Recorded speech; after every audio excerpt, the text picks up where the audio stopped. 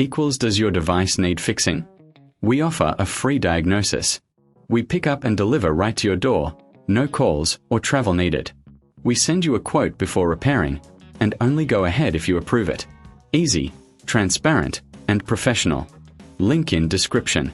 To start, gather your tools, a Phillips screwdriver and a plastic spudger.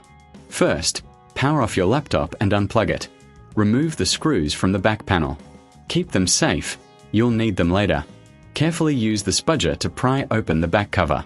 Take your time to avoid damaging the clips. Once open, you'll see the battery.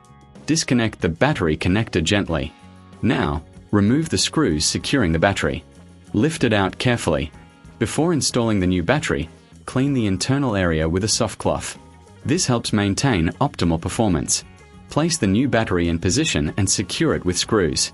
Reconnect the battery connector. Now, replace the back cover and screw it back in place.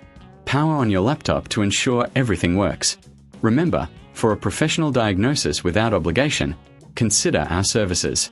We offer pickup and delivery at your home, so you don't have to worry about no calls, no travel. Get a quote before repair to know your options. Enjoy your refreshed laptop.